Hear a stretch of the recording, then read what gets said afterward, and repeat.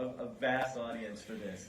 How do you deal with people, or how does it make you feel, or what would you say to people who don't like what happens, or wish it was something different? Is there a problem with the fandom that? No, I'd say that they're right. The people who love it more than anything are also right. We knew going in. I was asked just I think 7 hours ago in other countries. Someone said, "So how did you go about pleasing everyone?"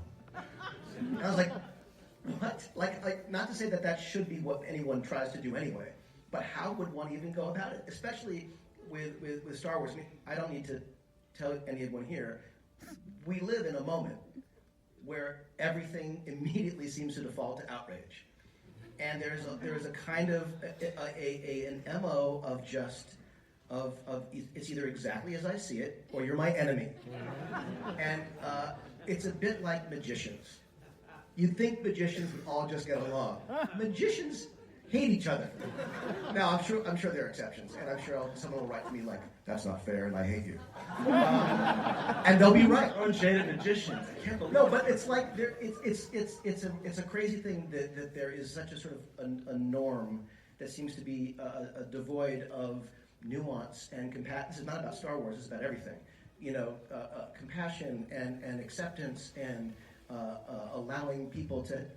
It's a crazy moment. So we knew starting this, any decision we made, a design decision, a musical decision, a narrative decision, would please someone and infuriate someone else. And they're all right. And Chris wants to say something. Well, no, and then your only compass, really, your only North Star is your heart and how you feel about this. I mean, we went into this movie knowing it was a love letter to Star Wars.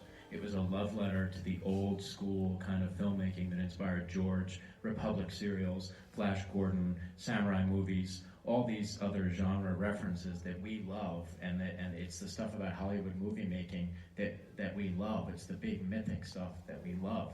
And so we went into it sort of deciding that is what we wanted the final episode to be. If you're making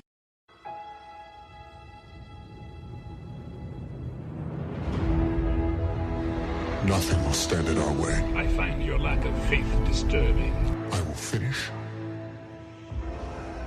what you started. Who are you? I'm no one. There are stories about what happened. It's true. All of it. The Force. It's calling to you.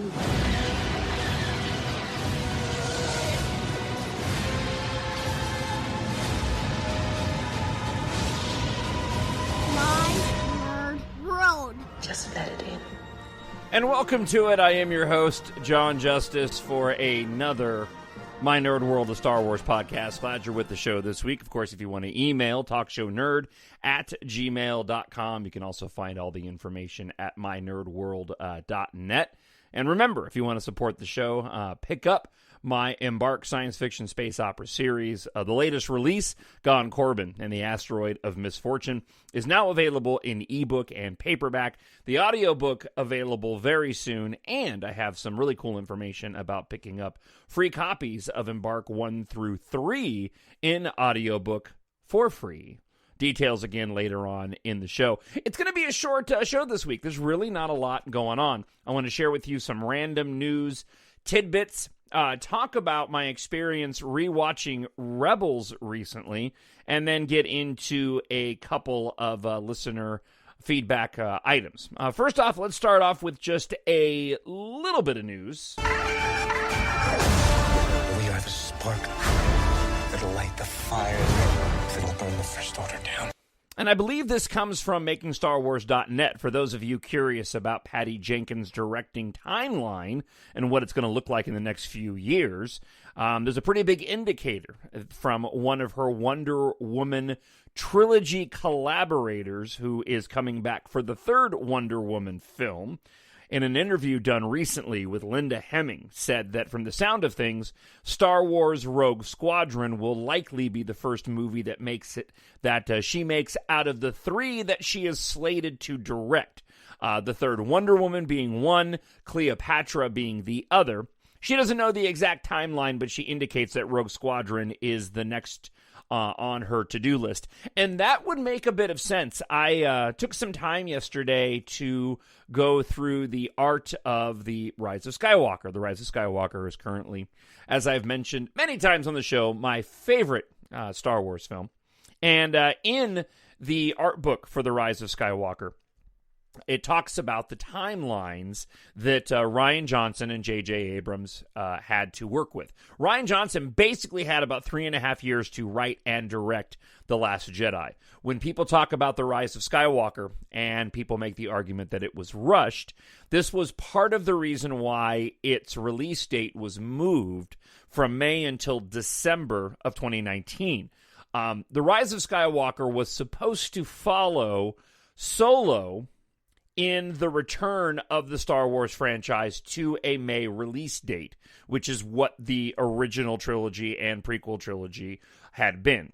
Obviously, that changed with the release of The Force Awakens, Rogue One, and The Last Jedi. Solo was supposed to mark the first return to May for all the Star Wars films. After Solo did not perform in the box office the way that Disney and Lucasfilm had hoped, and subsequently the removal of Colin Trevorrow from the writing and directing of Episode 9, J.J. Abrams only had, I believe, 2.5 or 3 years. I think he only had, it was somewhere between 2.5 or 3 years to do all of what was required for The Rise of Skywalker. And that's why it was moved from that May release date. 1, because of the failure of Solo, and 2, because J.J. Abrams needed a little bit more time to direct and write that particular film. Now, look, I personally don't think the movie suffered because of that. I haven't seen anybody go and present any real tangible examples of why The Rise of Skywalker why it may or may not have suffered because of the shorter time frame. J.J. Abrams did bring in Chris Terrio to help with the writing process. They did make some significant changes to the film along the way, but that happens with almost all of the movies. And again, this is coming from a perspective of I really like that movie. And it's one of the reasons why I played that clip. That clip that I just played of J.J. Abrams and Chris Terrio was taken in the interviews post the release of Return of the Rise of Skywalker. And I just love the comments that are made, and it applies not only obviously to Star Wars fandom, but obviously a lot of what we're dealing with in the world right now as well.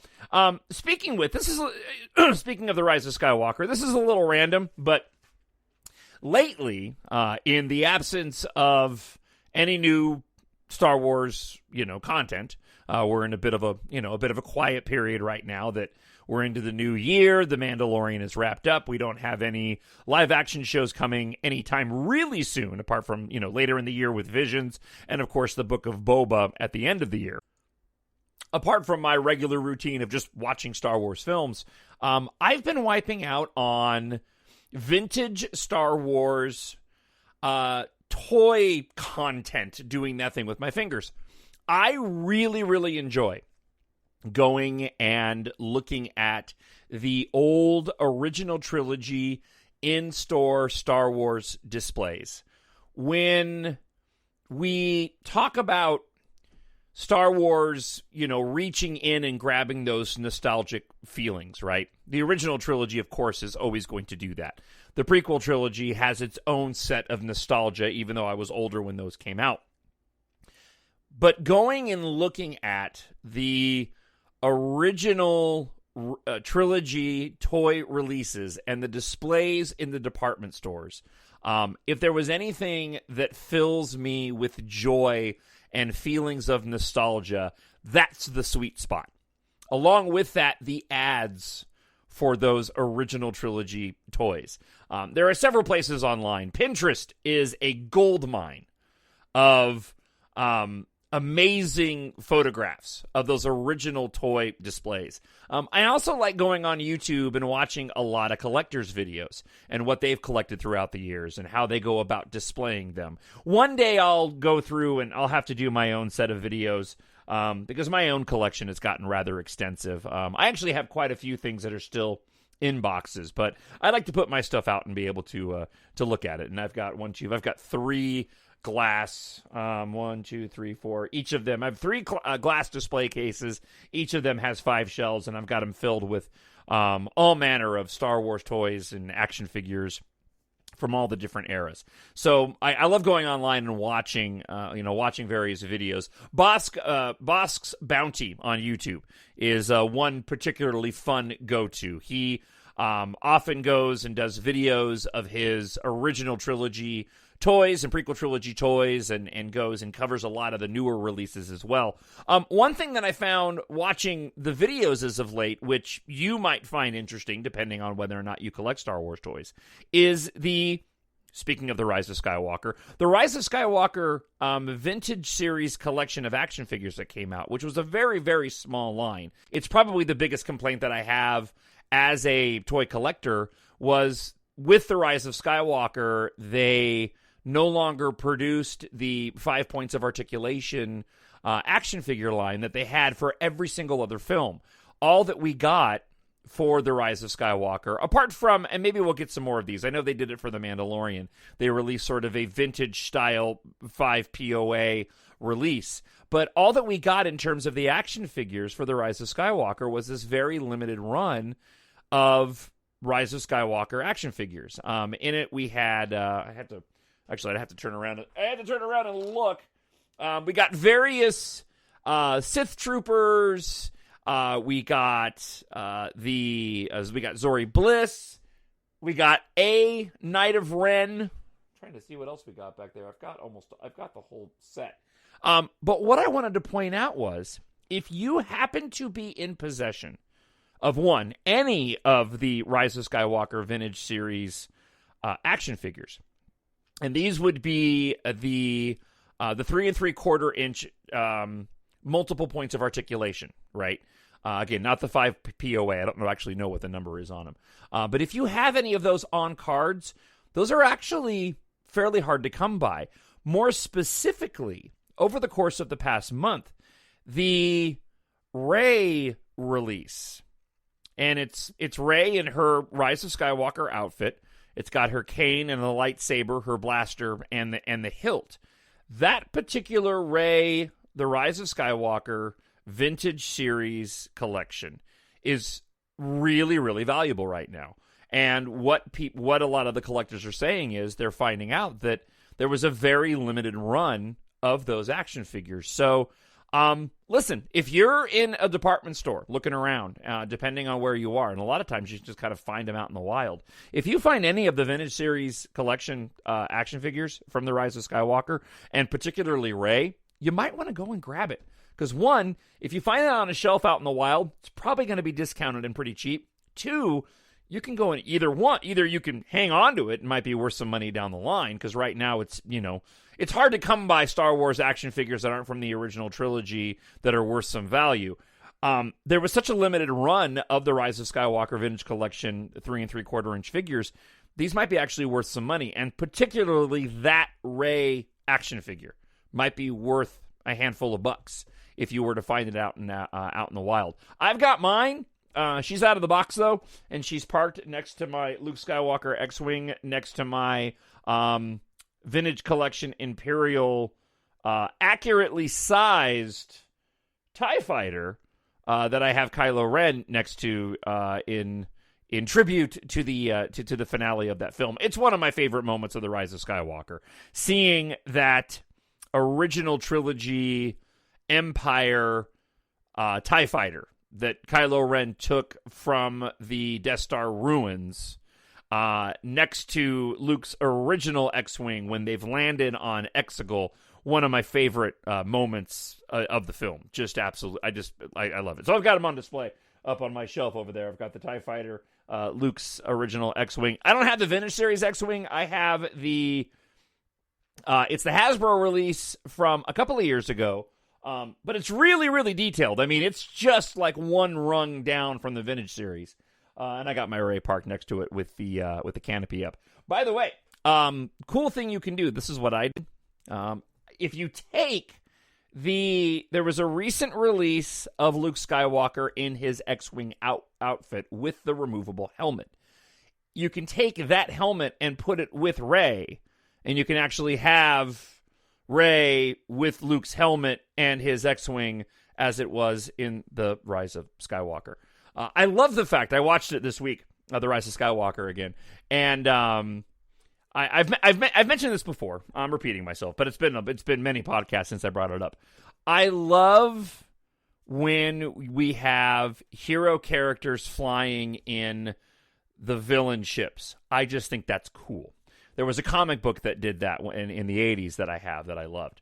I loved it when Poe got into the First Order TIE Fighter at the beginning of The Force Awakens. And I love that in The Rise of Skywalker, Rey not only pilots the Millennium Falcon at the beginning of the film, she ends up piloting Kylo Ren's, now he's been redeemed Ben Solo's TIE Whisper to go back to Ahch-To, but then she also pilots Luke's X-Wing to Exegol. I just think that that's totally rad. So, one other thing I wanted to mention, and then we'll dive into a couple of listener feedback emails this week, was inadvertently started revisiting Rebels. My son Kyle and I, Melinda was out of town for about half a week, about 5 days. And Kyle and I started watching season 2 of Rebels. We just happened to stumble upon it one day. He was like, "Hey, you want to watch something?" I was like, "Well, I've been watching Rebels." And he's like, "Where are you?" I said, "Well, I'm on season 2." And there's that 2-part opener at the start of season 2. First things first. If you haven't watched Rebels, you're doing yourself a disservice. That series is amazing. I found a new appreciation for it on this might be my 4th or 5th rewatch of the series. But the lore and the storytelling in Rebels, look, it is on par, if not better than what we got in The Mandalorian. Once you kind of get accustomed to the animation, which isn't quite as good as Clone Wars, once you kind of embrace it, the action, the storytelling, the mythology is really, really incredible in Rebels. And watching it again with Kyle, I was reminded of that just instantly as we started getting into it. That being said, there's an interesting moment in the second part of the 2-part season opener to season 2, where Darth Vader is having a conversation with the Emperor, and he makes a comment about finding Obi-Wan Kenobi. Didn't hit me until this time around, knowing that we are getting this Obi-Wan Kenobi series here in a couple of years, starring Ewan McGregor. And I thought it was really, really interesting. I don't know if it was put in the show specifically because they knew they would do something with Obi-Wan on Tatooine post Revenge of the Sith, pre A New Hope, or not. But it just really, really grabbed me that Vader in Rebels had Obi-Wan Kenobi on his mind at that point in time, pre A New Hope. And that there was something there. And when I started to consider the timeline of when season 2 of Rebels was being written, I think there was already some discussion going on about potentially an Obi-Wan Kenobi movie somewhere down the line. So I couldn't help but sort of key in on that going, I wonder if that was a little Easter egg for the, at the time, upcoming Obi-Wan Kenobi film, which ended up turning into, after, all of what we mentioned before, especially the disappointment of Solo in the box office, turned into what is now going to be the Obi-Wan Kenobi live-action Disney Plus streaming show. So, again, if you want to know what I'm talking about, go and watch that 2-part opener to season 2. It really is great. And Disney Plus has this. If I haven't mentioned it before, right now on Disney Plus they have put together all of the essential Ahsoka Tano episodes, starting with the Clone Wars and moving all, and it's all in chronological order. So it moves all through the Clone Wars and then through Rebels, and then of course ends up with the Mandalorian. So definitely check that out on Disney Plus if you have not already. I need someone to show me my place in all this. All right, listener feedback this week. Just got a couple. First one comes from Page Turners They Were Not and his own show, Brennan Marr, and he writes, "Hey, John, I've been thinking about the tendency that some fans, including myself, have to take what a character says as truth, or at least the truth that the filmmakers want us to accept. There are many examples of this in Star Wars, the most notable being Kylo Ren's statement, 'Let the past die, kill it if you have to.' Some fans mistakenly took this as Rian Johnson's thesis statement of The Last Jedi, apparently forgetting that Kylo Ren is a villain. What are your thoughts on taking the characters at their words?" There's another good example of this, Brennan, and that is at the very opening lines, because I watched The Force Awakens this week too, the very opening lines of Lor San Tekka at the beginning of The Force Awakens. "This will begin to make things right." A lot of fans took that to mean, took that in a meta way, meaning that was a statement about all of what Disney and Lucasfilm were doing moving forward. Listen, people obviously can have their own opinion. Art is subjective. I gotta say that up front. Be that as it may, my opinion on this is people take those words to go and fit whatever narrative that they have about what's going on with the Disney content creation. I try to not do that. The Star Wars franchise and the writing in Star Wars is filled with so many of those types of statements that you could take and extrapolate to fit whatever it is, whatever your opinion might be of Star Wars. So yeah, I think it's a bit dangerous. But at the same time, we all can go and read whatever we want and then make whatever we want of it. I don't tend to take those things seriously. I don't think that Rian Johnson was trying to make some meta statement of "let the past die, kill it if you have to." I don't think that he wrote that thinking, "Yeah, man, this is what I'm doing to the Star Wars franchise." No, I think he wrote it because it fit what Kylo Ren's mindset was at that moment in time. I don't think J.J. Abrams wrote the line, "This will begin to make things right," because he was trying to make some meta statement about the franchise and how he didn't maybe like the prequel trilogy.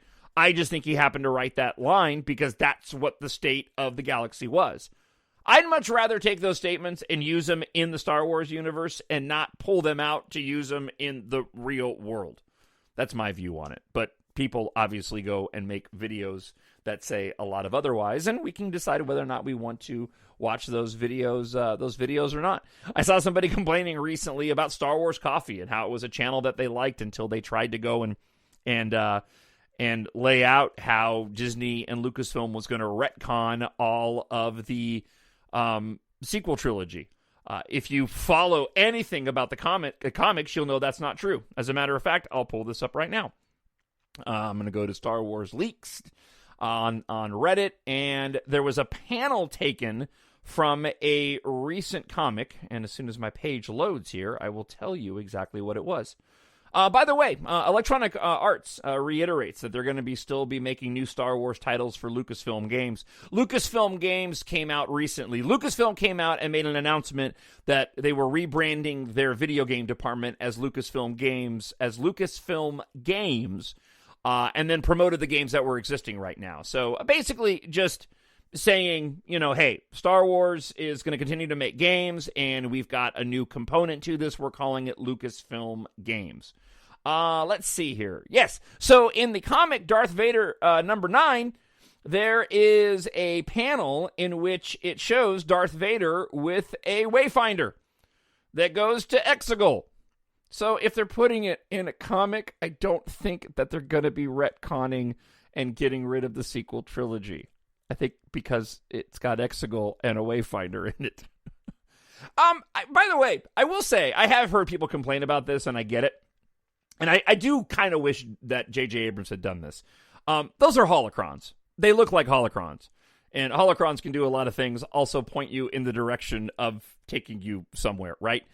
Why J.J. Abrams didn't call them holocrons and he called them wayfinders. My guess is because J.J. Abrams is a good filmmaker and understands that the films need to appeal to a broad swath of individuals that may not know what holocrons are.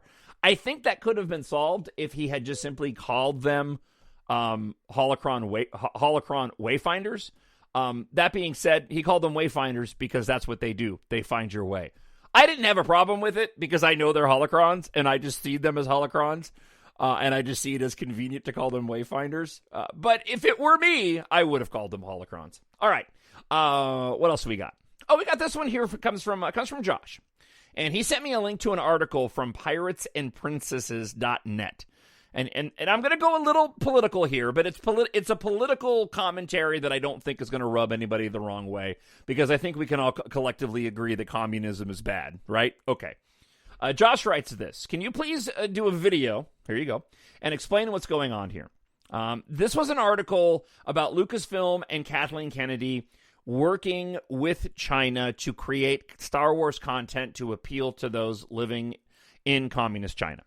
There was a novel written that was specifically written for the people in China, and we know that Disney has been looking to, as a lot of people have, a lot of content creators have, a lot of Hollywood has, looking to create content in China that could appeal to the people in communist China. Josh writes this. Communism is the most evil of all governments, and China has been infiltrating America for many years. This makes me really mad and upset that our beloved Lucasfilm, formerly owned by my role model, George Lucas, is now partnering with evil. I originally heard this over a month ago, where Lucasfilm had commissioned an exclusive Star Wars novel in China. In this time of censorship, we don't know what is true on the internet anymore, and I just don't know what to believe from Lucasfilm anymore. Okay? All the news about Lucasfilm, whether it be from China, Luke, Grogu, or anything else, how do we know what's true and what's not? Lucasfilm and Star Wars is my life. I don't want them to partner with China.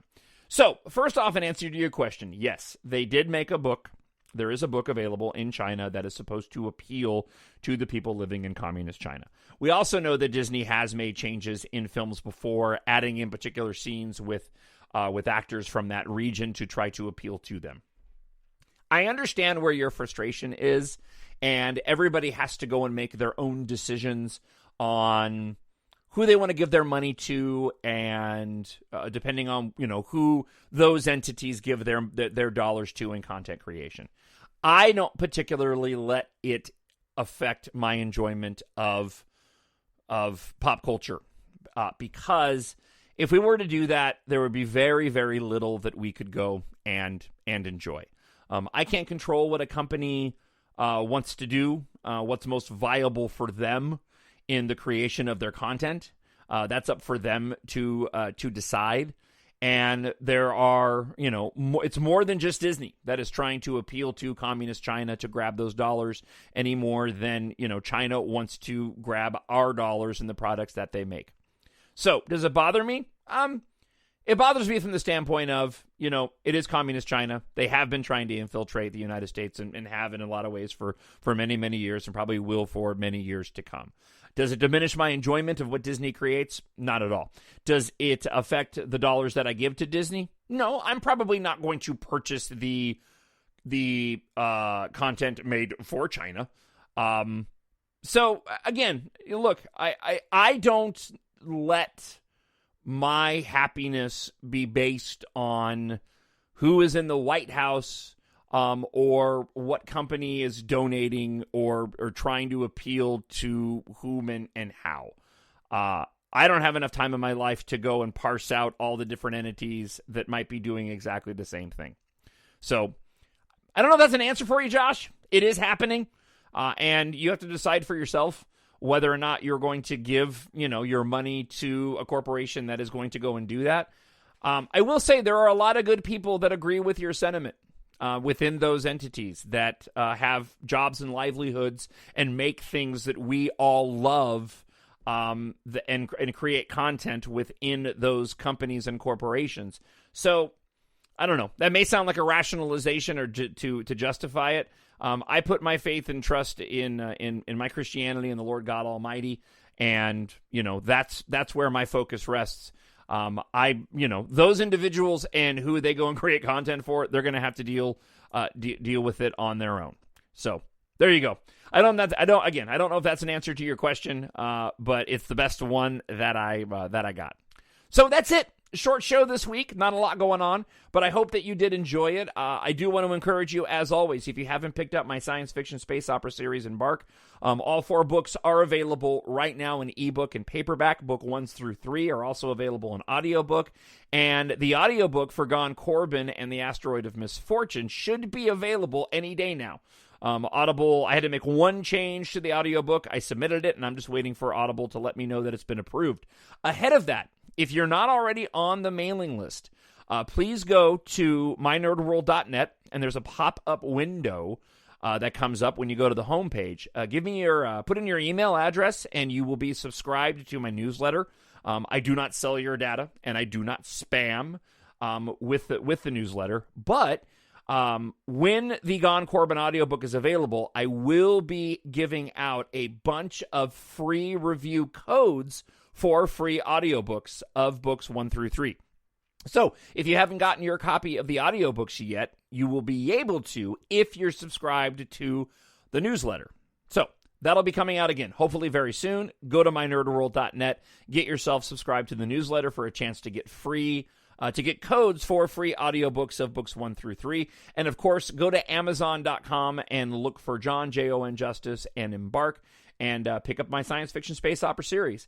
Please leave a review, too. Thank you for those that have already purchased Corbijn and the Asteroid of Misfortune. Hopefully you enjoyed it, and if you did, I hope you will today go to Amazon.com and leave just a really quick review and rating. It really would help me out, and I'd appreciate it.